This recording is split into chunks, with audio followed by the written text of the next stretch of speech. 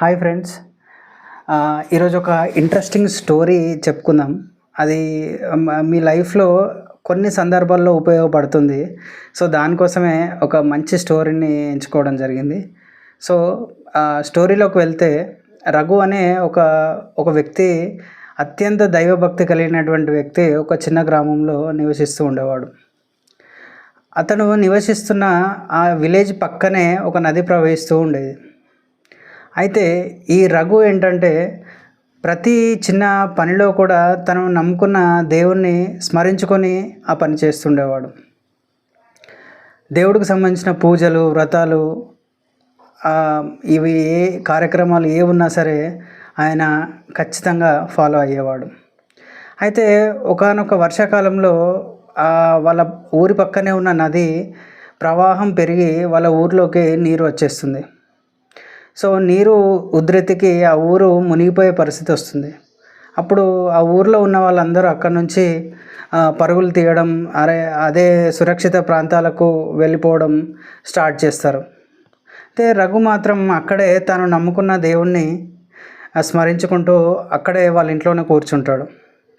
అయితే వాళ్ళ పక్కింటి ఆయన వచ్చి, రఘు మనం ఇక్కడ నుంచి వెళ్ళాలి, ఈ నది ఉధృతి ఎక్కువైపోయింది, ఇక్కడే ఉంటే మన ప్రాణాలకు కూడా ప్రమాదం జరిగే అవకాశం ఉందని చెప్పేసి రఘుని అక్కడి నుంచి తరలించే ప్రయత్నం చేస్తాడు. కానీ రఘు మాత్రం, లేదండి, నేను ఇక్కడే ఉంటాను, నేను నమ్ముకున్న దేవుడు నన్ను వచ్చి ఖచ్చితంగా కాపాడుతాడు, సో మీకు భయం ఉంటే మీరు వెళ్ళిపోండి, నాకైతే ఎలాంటి భయం లేదు, నేను నమ్ముకున్న వ్యక్తి నన్ను కాపాడుతాడనే నా నమ్మకం ఖచ్చితంగా నిలబెడతాడని నేను అనుకుంటున్నాను, కాబట్టి మీరు ఇక్కడ నుంచి వెళ్ళొచ్చు, నేను ఇక్కడే ఉంటానని చెప్పేసి ఆ వ్యక్తిని పంపించేస్తాడు. అయితే ఆ ఉధృతి ఇంకా పెరుగుతూ ఉంటుంది. రఘు మాత్రం అక్కడి నుంచి ఏమాత్రం కదలడు. అలా పెరిగి పెరిగి పెరిగి వాళ్ళ లాస్ట్ ఇంట్లోకి మొత్తం వాటర్ వచ్చేస్తాయి. వాటర్ వచ్చేసినప్పుడు రఘు ఏం చేస్తాడు, ఆ ఇంట్లో నుంచి ఇంటి పైకప్పు మీదకి ఎక్కి కూర్చొని దైవ ప్రార్థన చేస్తూ ఉంటాడు. సో అప్పుడు గవర్నమెంట్ ఏం చేస్తుంది, ఒక రెస్క్యూ టీమ్ని పడవలో పంపించి అతన్ని కాపాడే ప్రయత్నం చేస్తారు. ఆ పడవ అతను రఘు దగ్గరకు వచ్చి, సార్ మీరు ఇక్కడ నుంచి కదలాలి, లేదంటే ఈ వరదలో మీరు కూడా కొట్టుకుపోయే ప్రమాదం ఉంటుంది, సో ఇక్కడ నుంచి వెళ్దాం రండి అని చెప్పేసి ఆ పడవ అతన్ని రఘును కోరుతాడు. అప్పుడు రఘు అంటాడు, లేదు సార్, నేను ఇక్కడే ఉంటాను, నా దేవుడు వచ్చి నన్ను ఖచ్చితంగా కాపాడుతాడు, మీరు వెళ్ళండి, నేను ఇక్కడి నుంచి అయితే రాను అని చెప్పేసి ఆ పడవ అతన్ని వాపసు పంపించేస్తాడు. సో ఇట్లనే అతను అక్కడే కూర్చొని ప్రార్థనలు చేయడం, దేవుణ్ణి స్మరించుకోవడం, మంత్రాలు అవి చదువుకోవడం అవి చేస్తూ ఉంటాడు. ఉధృతి మాత్రం పెరగడం ఆగకుండా పెరుగుతూనే ఉంటుంది. సో లాస్ట్కి అతనికి ఒక హెలికాప్టర్ వచ్చి అతని తాడు కిందికేసి అతన్ని కాపాడడానికి ప్రయత్నం చేస్తారు. సో ఆ తాడును కూడా రఘు పట్టుకోకుండా, లేదు నేను రానని చెప్పేసి హెలికాప్టర్లో కూడా ఎక్కకుండా అక్కడే కూర్చుండిపోతాడు. సో అలా ఉధృతి పెరిగి పెరిగి పెరిగి లాస్ట్కు రఘు ఆ వరదలో కొట్టుకుపోయి చనిపోతాడు. సో స్టోరీ ఇక్కడ అయిపోలేదు, ఇక్కడే స్టార్ట్ అవుతుంది.